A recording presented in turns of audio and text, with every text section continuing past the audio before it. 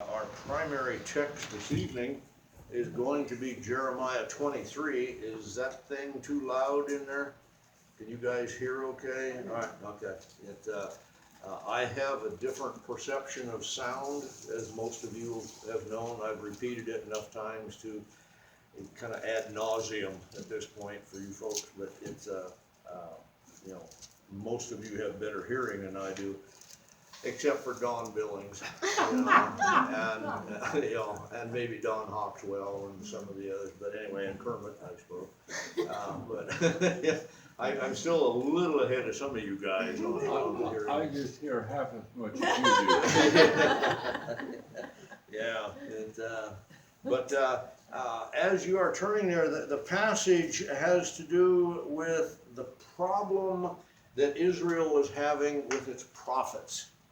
Okay, and Jeremiah, the prophet himself, is used as God's spokesman to send a message to Israel. Having said that, let's stop for a moment and give you the quiz. What passages that you know of come to mind when it comes to God speaking on the topic of leadership? Yes, Ann. Feed my sheep. Okay. Feed my sheep, John 21. All right. Others? There's a lot in Timothy and Titus. There's a lot in Timothy and Titus, pastoral epistles, and you could almost say all the entire books. There are, all three of them from front to back. There are specific passages maybe that speak to particular issues, but yeah, absolutely. Others? I think it's the book of Samuel, dealing with Saul as king. Okay. And Okay. the rebukes that God gave Saul through Samuel. Okay. All right. Good. There's a lot in the law too about what kings can do Yeah, and what prophets are real and not. And what's a real and not. That's one of the main things that we're looking at tonight. There's, for instance, the book of Nehemiah. To a large degree, the entire book, like the pastoral epistles, has to do with leadership. There's just principle after principle after principle in that book, and it's a lot of fun to go through and take a look at some of that stuff. We are, kind of think that we have before us kind of a plumb line, so to speak. And those of you, I know plumb lines now that we have lasers that do everything for us.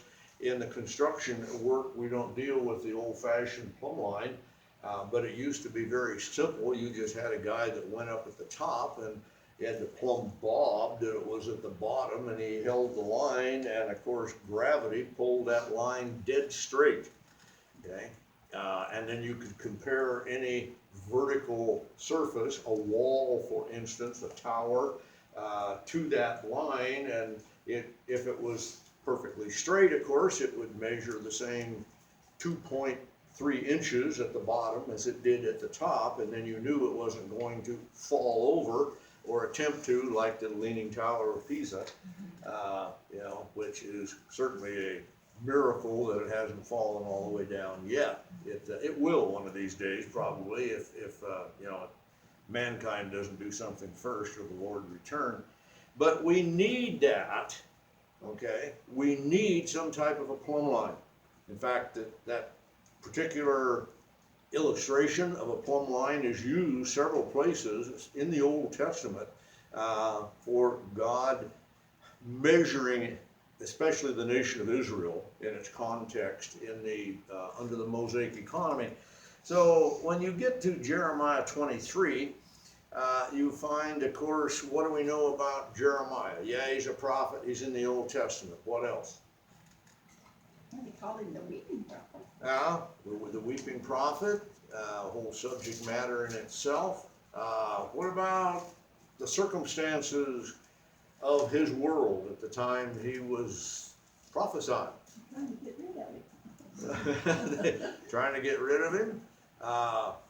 He was a captivity prophet, wasn't it? Israel had gone into captivity, during the time of Jeremiah, and they were having all kinds of problems with first the Assyrians and the Babylonians and so forth, and a lot of this has ripple effects, everything that goes with it.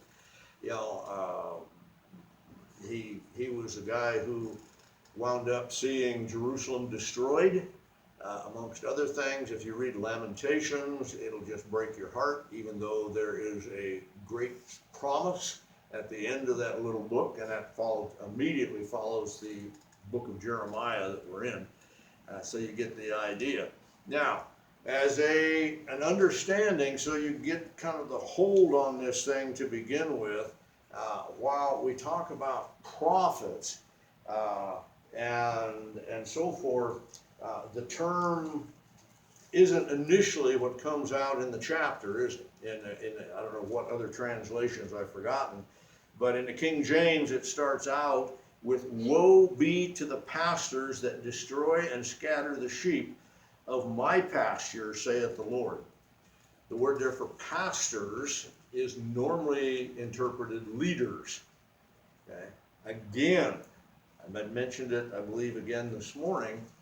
When you start talking about the Old Testament Mosaic economy, you are talking about the religious leaders ran the whole show. Okay? Essentially, that inner core of Pharisees were not just the religious government of the nation, they were the political government of the nation, the military running of the nation. They ran everything about the nation. It's economics, it's foreign trade, they established wages, you name it. I mean, they were integrated throughout society. Unlike ours, who has made such a huge whoop-de-doo about separation of church and state now for centuries, and completely out of the original intent of the framers of the Constitution and so forth, but that's another subject in itself. Here we have a woe. This is not a picnic in the sunshine with root beer type of terminology in Scripture. When God writes woe unto, this is serious. Okay? You have for instance, the three woes found in the middle of the book of Revelation. Mankind is going to be hammered because of God's woes pronounced upon them. And if you think of it that way, it may help a little bit. This is not just, well, you're in for a 10% pay cut. Or your congregations are going to go down by 15 people, per 100 or anything. That's not what we're talking about here.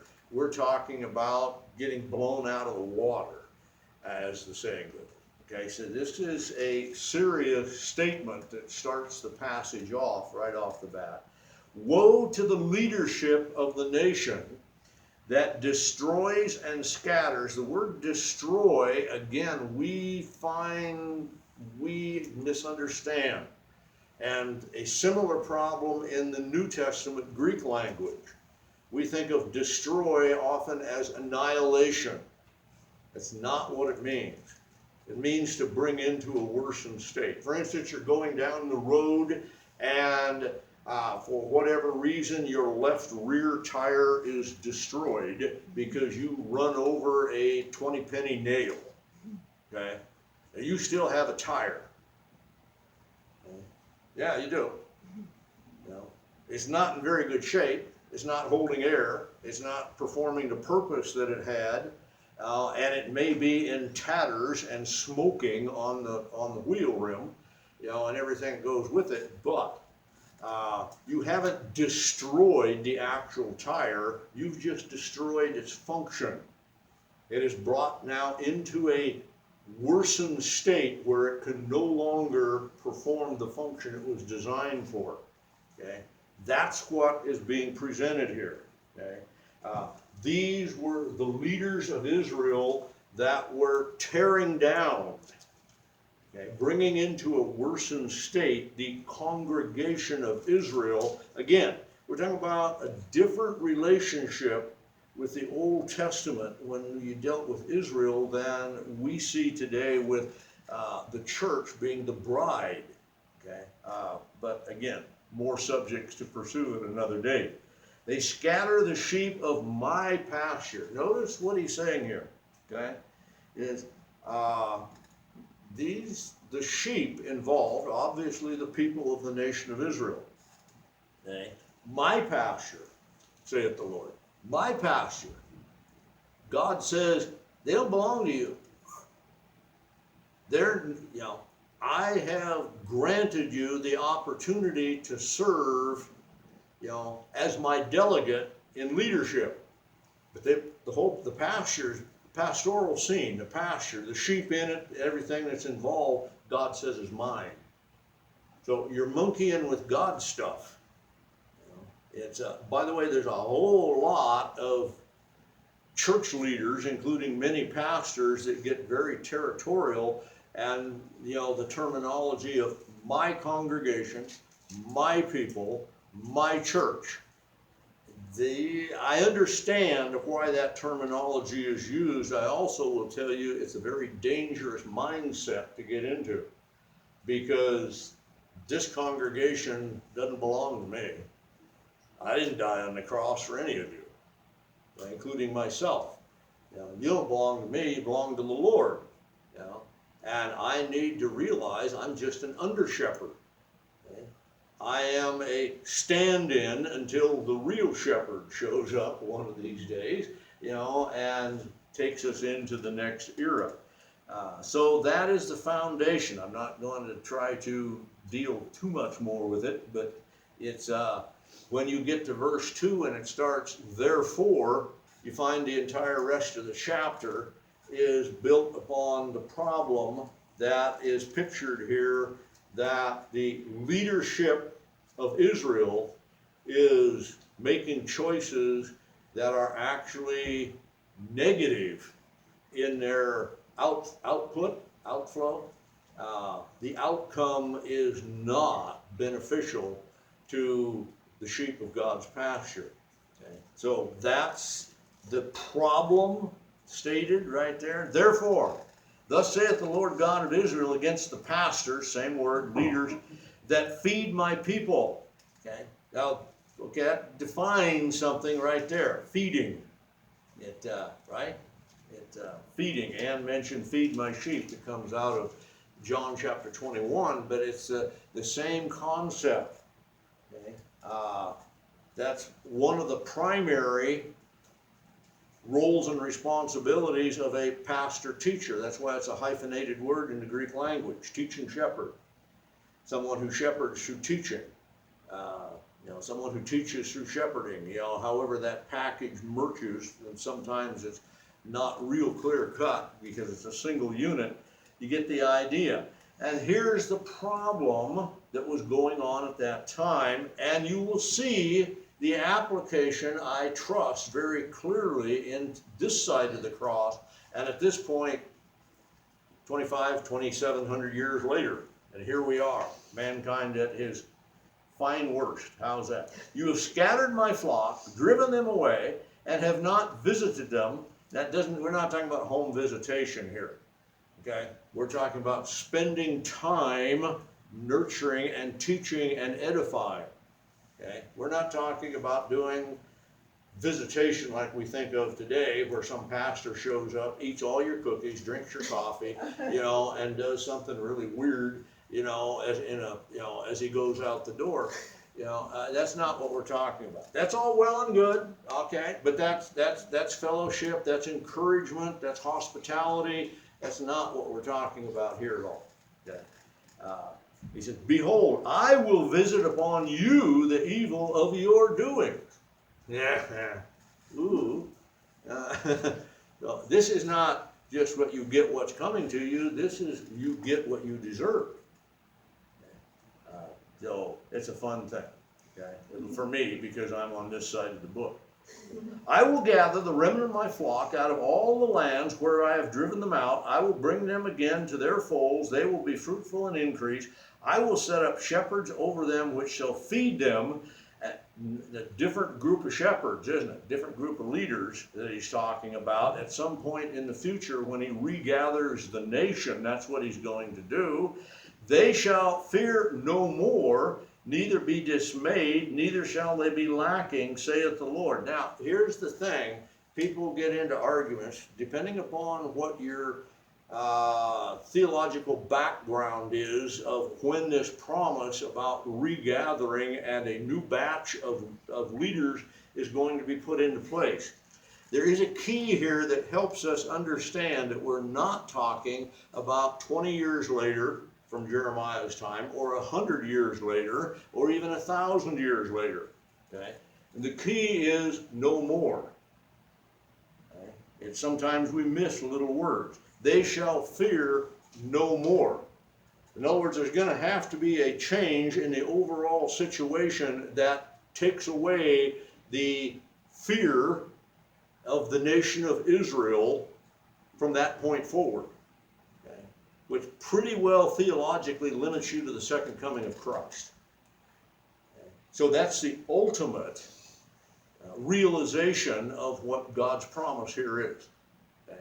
It's not, I'm going to get a better pastor for you next time. You know, the bozo that you got right now tells bad jokes, you know, and he could use more deodorant, you know, at times. But the next guy is going to be perfect, you know. The problem is then who replaces the next guy and the next guy and the next guy? Well, there is going to come a time where there will not be a next guy because there will be no more fear. Okay? And the only thing I know of theologically that does that is the millennial reign of Christ, where he rules and reigns with a rod of iron, and Israel is placed back in the land, okay, during that time in totality. Okay? So verse 5 says, behold, the days come, saith the Lord, I will raise unto David a righteous branch. This is pure prophecy about that second coming, okay? So just stick with me and we'll get to our part in a minute.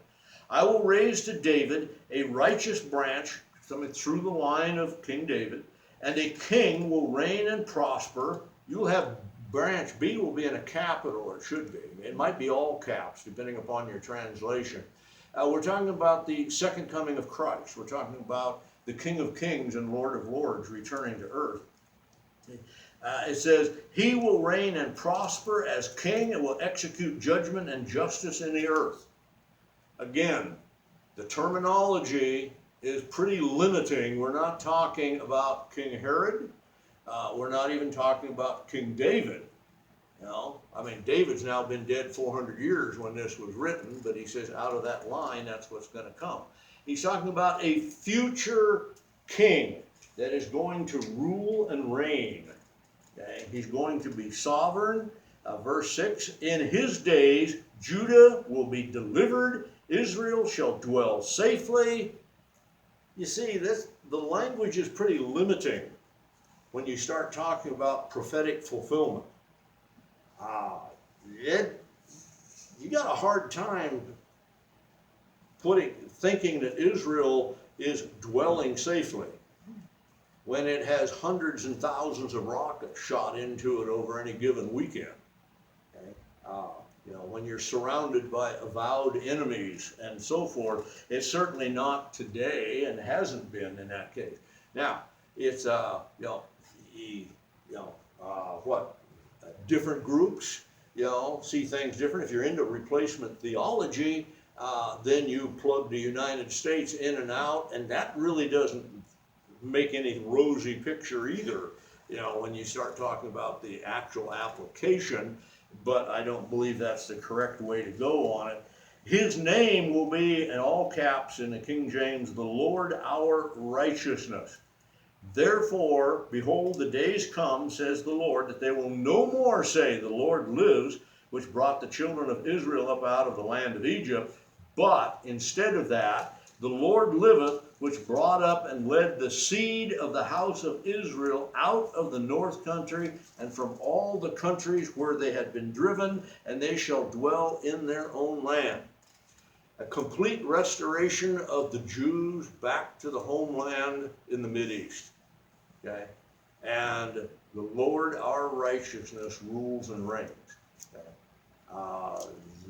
I haven't seen it up to this point, and prophetically we're talking about a future date.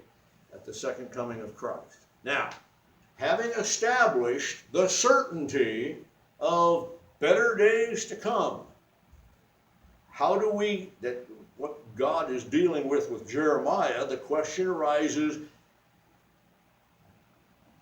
how do we live in the meantime? How do we know what we're supposed to be doing in the meantime? Until the Lord does come and accomplishes all this with his return, how do we know up from down, left from right? How do we discern what is the best thing to do versus just what is the good thing to do? How do we discern what is good instead of evil? Back and forth we go. You think, well, that's obvious. No, actually, it's not so obvious.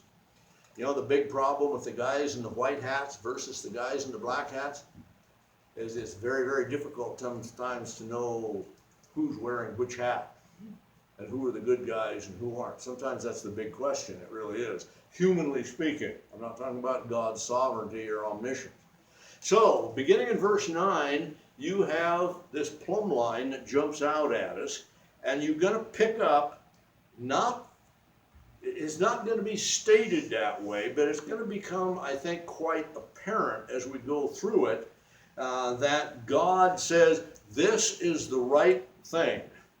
This is the right action. This is the right leadership, which leaves you anything else is not. Okay? If this is right, then anything else by default is at best not right, if not wrong. Okay, so you get the idea. My heart within me, verse 9, is broken because of the prophets. Now here you got a different word. Okay, he started off with the word pastors. Here the word is prophets. Okay, these, and again, you had Old Testament Israel, Mosaic economy, prophet, priest, and king, right? Okay, the prophet was the guy who spoke for God. The priest was the guy who interceded between man and God, and the king is the one who ruled in God's stead on an earthly basis. Okay? There were very few places that ever combined any of those outside of the Lord Jesus Christ himself, who is all of them, prophet, priest, and king. He says, and God voices his brokenheartedness.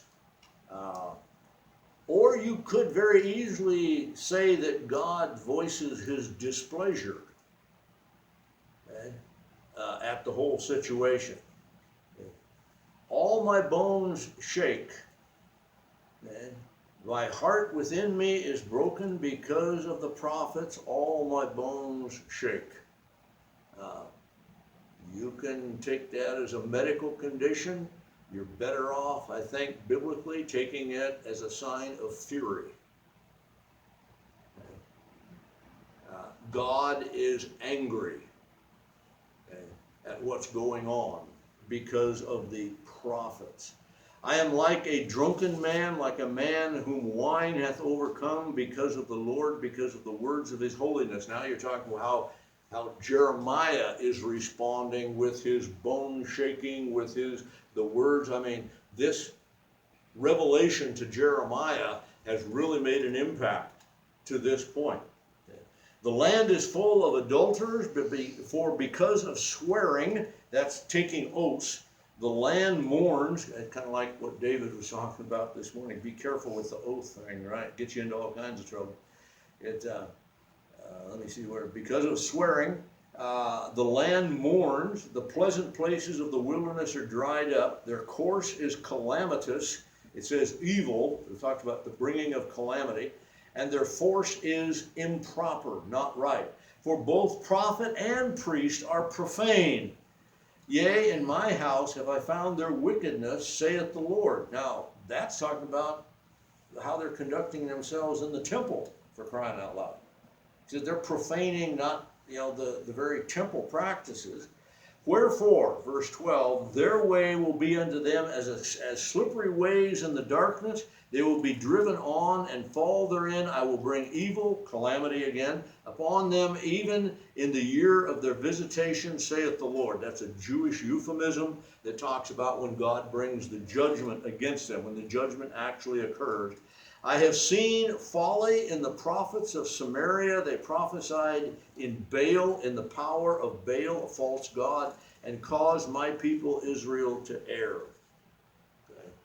What do you get in there? Primary points.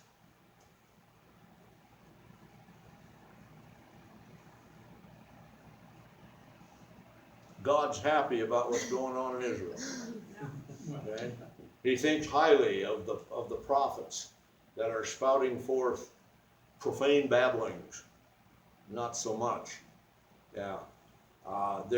Then what is very specifically indicated is regardless of what you believe, what you want, you think what you want, you practice what you want, God doesn't see it that way. There is God's way that is the right way, and everything else is profane. Okay? That's what, amongst other things, being presented. Okay? Next few verses help us understand more. I have also seen in the prophets of Jerusalem. He said, because we have a tendency to say, oh, those people in Midvale, those people down below in Boise, yeah, they're a bunch of liberals. They're all running amok with the emergent church, and they're this and that, and blah, blah, blah. And it's all, oh, we can sit here and throw our holy rocks over the hill, over the top of Midvale Hill, and we're good because, it's, so just to correct that faulty thinking, God tells Jeremiah, I have seen also in the prophets of Jerusalem a horrible thing. Brought it home, didn't it? They commit adultery, they walk in lies. Now, they're probably literal physical adultery, but also I think we can see spiritual adultery being indicated. They walk in lies, they strengthen the hands of evildoers. None returns from his wickedness. They are all of them unto me as Sodom, and the inhabitants thereof as Gomorrah. Ouch. Right? Therefore, conclusion statement, thus saith the Lord of hosts concerning those prophets, I will feed you with wormwood. I'll make you drink the water of gall. For from the prophets of Jerusalem, profaneness has gone forth into the land. Now, these weren't guys that just knew how to cuss like a logger. That's not what we're talking about. Okay? We're talking about guys profaning the temple. Okay? They are manipulating outside of their responsibilities. Maybe that's a bad, clumsy way to put it. Like a lot of people in our own environments, we find you allow them room to operate, and pretty soon they're reaching out beyond the limits, of the room. They're trying to grab even more power. They are twisting circumstances. They are manipulating their positions. They are, creating an environment that builds themselves up at the expense of the people. There's all kinds of things that you could read into this, and I think most of it would probably be apropos in application, if not in direct interpretation. So, verse 16, thus saith the Lord of hosts, do not hearken to the words of the prophets that prophesy unto you. They make you vain. The word means empty, useless. It means your life will be futile, empty, without value. They speak a vision of their own heart and not that of the mouth of the Lord. Okay? Boy, it's hard to not stop right there. Here's one of the primary problems. Okay? You got guys preaching their own messages instead of preaching what God said. Okay? And that's what he's doing. He's talking about the teaching responsibility of these prophets to proclaim what God said, and they're putting their own twist on it. Okay? They're fitting that word to their own circumstances.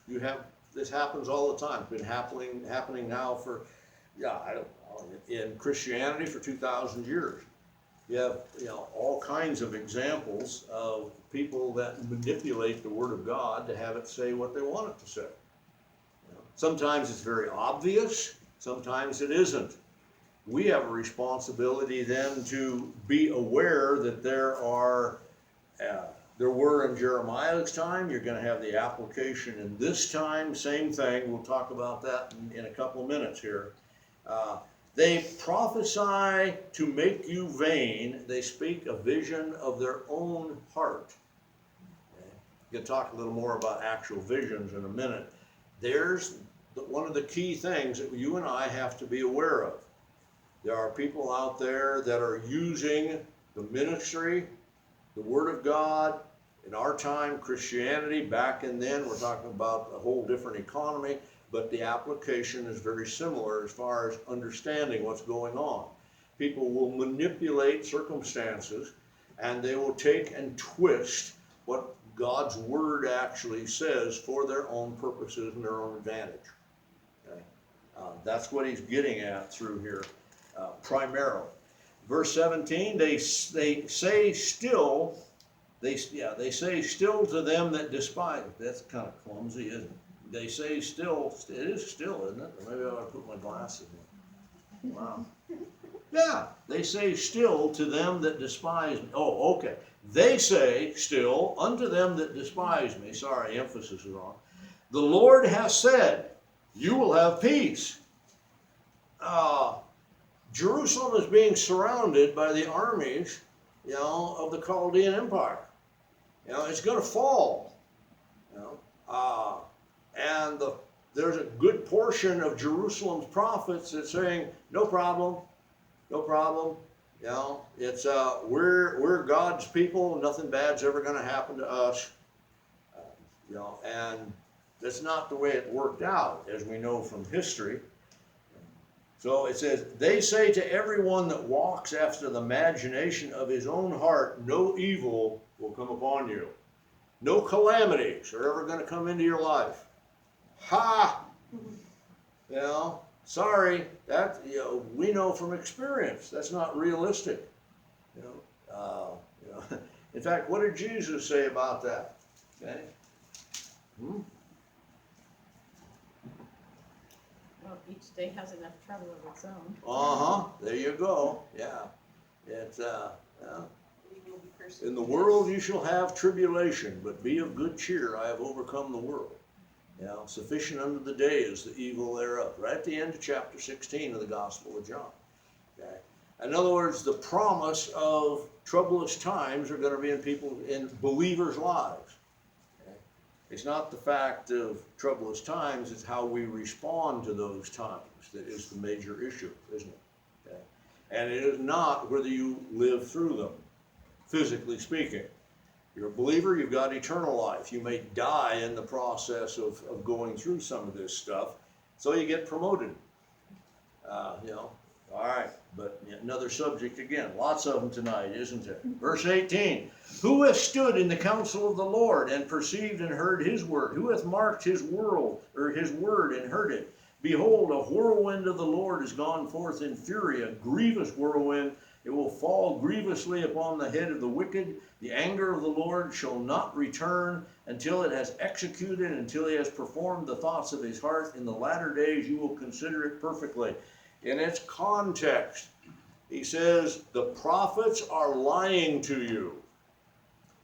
This is what they want to have happen, so they are reading in to my word the outcome they would prefer, instead of just preaching it the way I gave it to them. Okay. Well, you got a lot of that today. Yeah. And it's very popular, by the way. Very popular out there in evangelical Christian world. Very popular. Tell the people what they want to hear. Okay. It's the formula for filling the seats. Well, that and donuts. But, So verse 21 says, I have not sent these prophets. Yet they ran. You're talking about running it down. Yeah, that confuses us, shouldn't? Again, Jewish terminology. Prophets were to run to the people to proclaim the message of God. Okay, that's what he's talking about here. Okay. He said, I have not sent them, but they ran to deliver a message anyway. That's the idea that's going on. I have not spoken to them, but they have prophesied. If they had stood in my counsel and caused my people to hear my words, then they would have turned them from their evil way and from the evil of their doings. What's indicated here is you have the popular preaching of the day was that the armies of the Babylonians would never capture Jerusalem. I mean, you go back to the whole Assyrian scenario under Sennacherib, 120 years before, when God went through the Assyrian camp and killed tens of thousands overnight and delivered Jerusalem just before it was apparently going to fall. And they were probably saying, look how God delivers Jerusalem. He's never going to let anything happen to Jerusalem or his temple. See? He did it last time. We're good. We can just slide right through. Okay? We have a precedent. We'll go with the precedent. Like God has to follow precedent, right? And God says, don't count on it. Am I a God at hand? Verse 23 says the Lord, and not a God afar off. He said, in other words, is God saying, am I limited to what I can do? Am I only limited to one area? Can any hide himself in secret places that I cannot see him, saith the Lord? Do not I fill heaven and earth? He's talking about his omni-everything, the sovereignty of his rule, his knowledge and his power and authority. I have heard what the prophet said. That prophecy lies in my name, saying, I have dreamed, I have dreamed. I had a vision from God.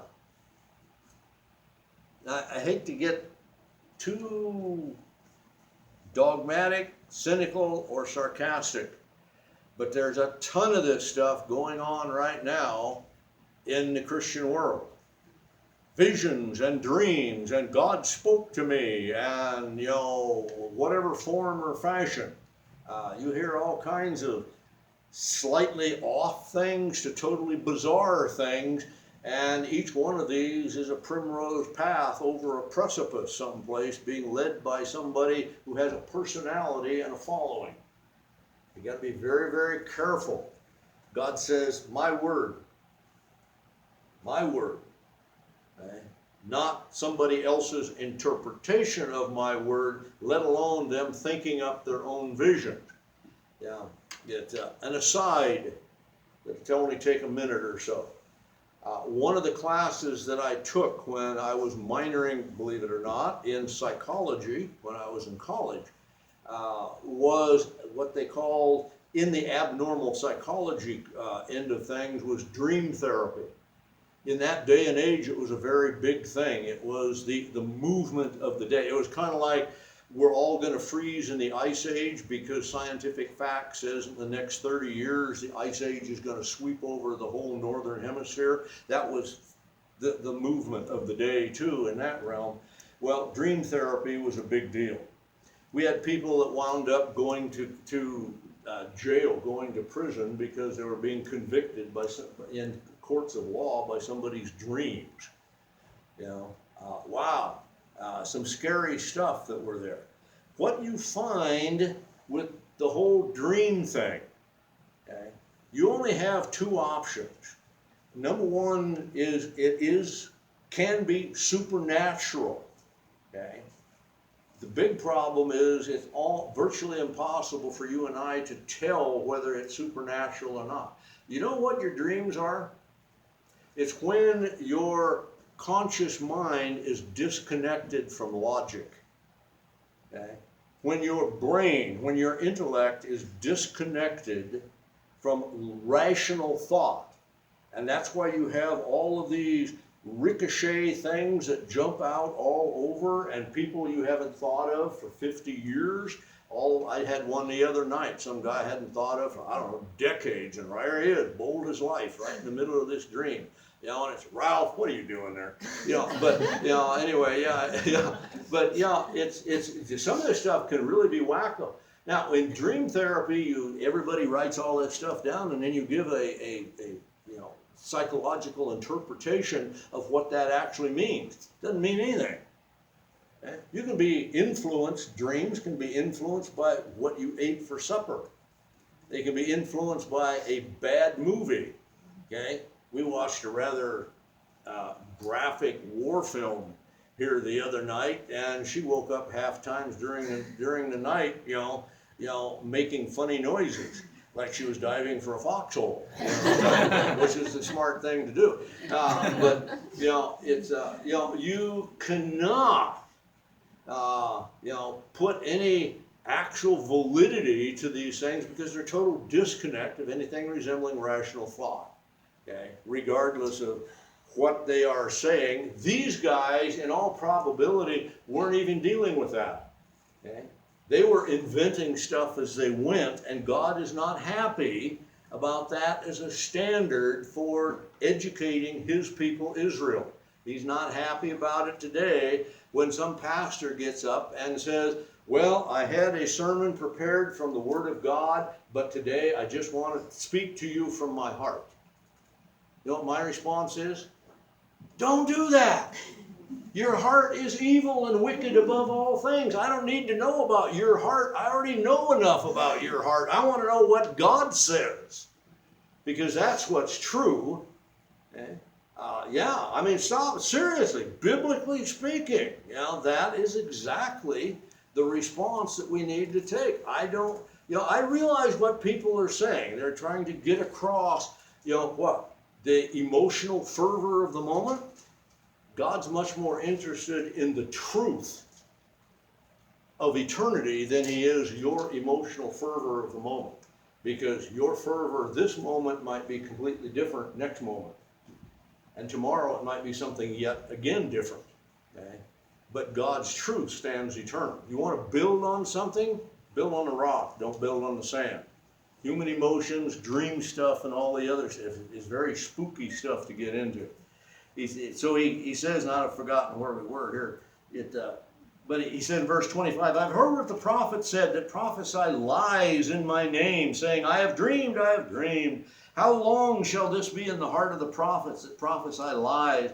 They are prophets of the deceit of their own heart. In other words, self-deception even comes into play. These guys oftentimes actually believe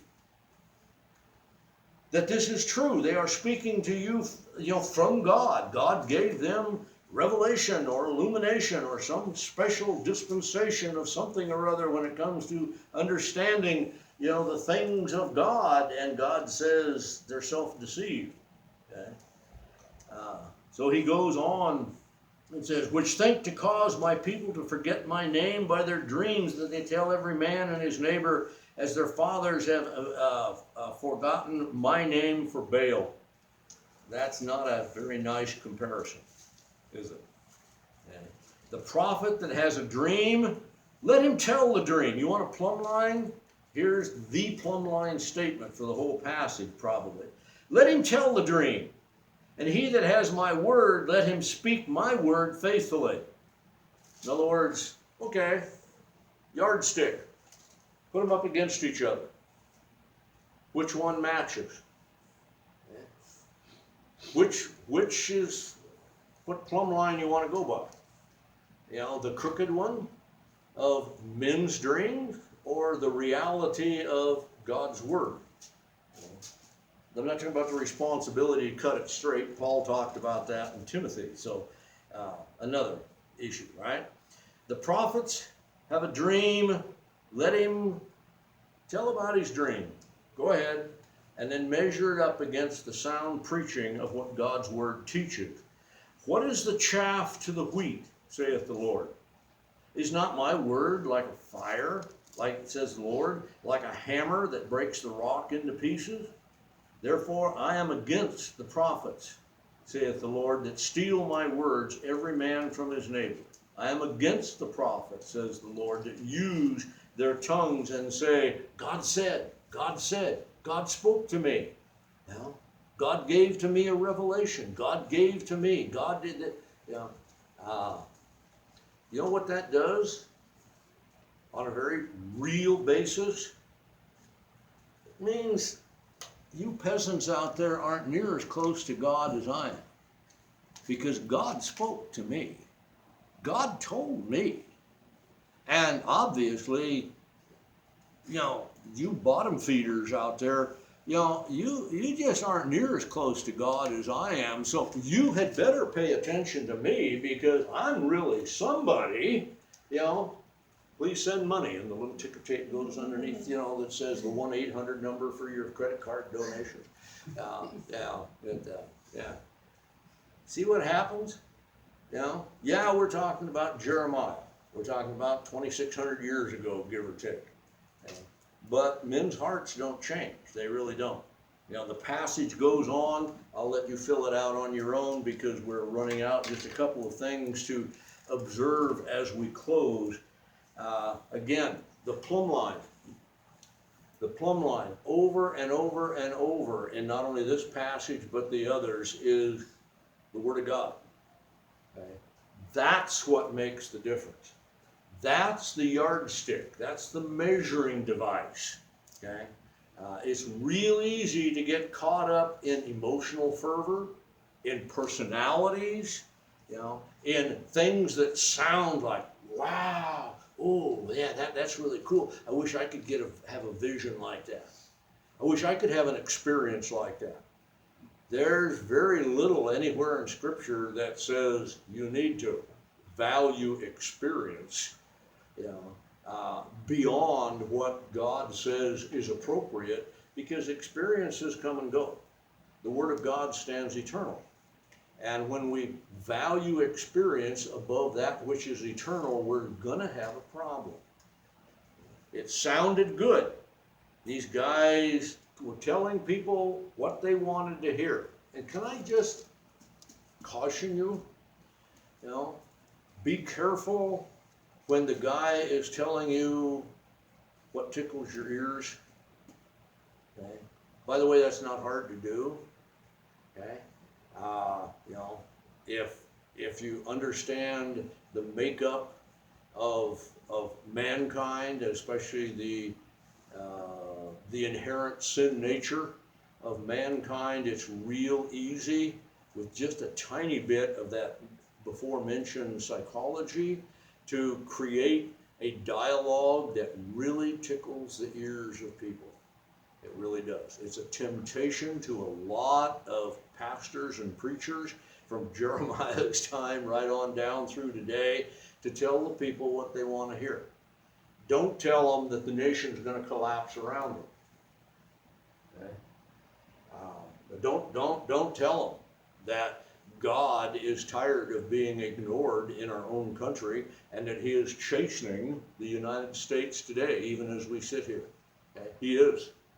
And it's liable to get a lot worse, and it may never get any better than it is right now. You better hang on to the reality that's there. Oh, I can tickle your ears.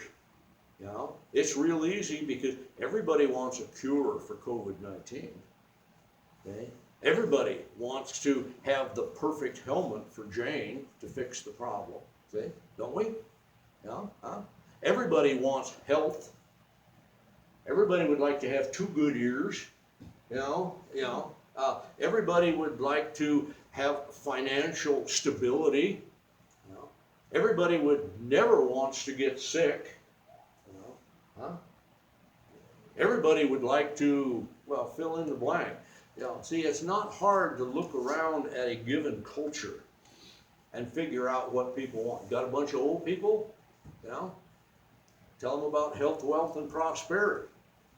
Don't think so? Herbert W. Armstrong did it and was filthy rich for most of his life down with San Diego, wasn't it? Armstrongism, that's what it promoted. Find out what appeals to the people at the time and pitch it. Okay? That's called Fifth Avenue marketing. Okay? Yeah.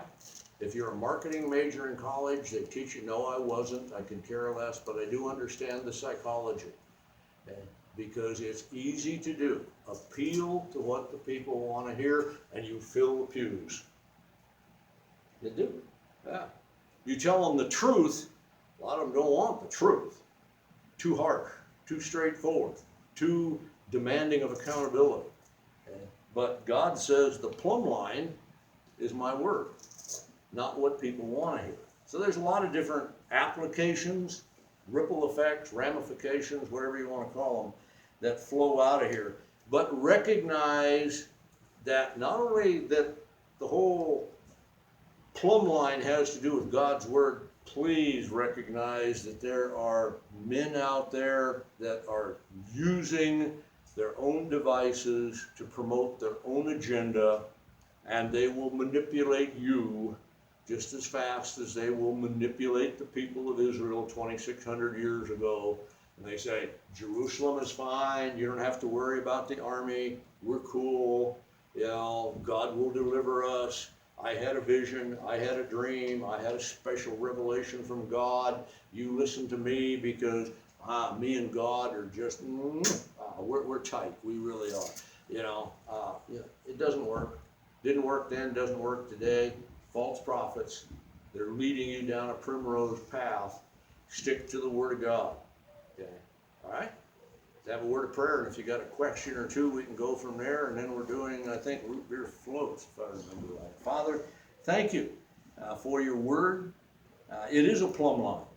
It is that which we can cling to, that presents the eternal truths of who you are and how we are accountable to our Creator and our Redeemer. So, Lord, give us, I suppose, just a bit of hesitancy to automatically accept anything somebody that has a collar around his neck is trying to tell us about. Lord, give us discernment. Give us the skepticism, spiritually speaking, to hold everything against the Word of God, and like the Bereans, to be called more noble than those in Thessalonica, because they check things out biblically, because they want to know, does it match with your word? Lord, it is the plumb line, it is the safety net, it is the anchor point for what keeps us safe and secure in a world that has no standards and is certainly crazy in a lot of ways. We still have, if we cling to it, the rationality, the purposefulness, the presence of your Spirit as it is presented through your word. And Lord, what a tremendous thing in this time. So Lord, touch our hearts, touch our minds, touch our lives for your pleasure in Christ's name. Amen. Okay. Quick thoughts.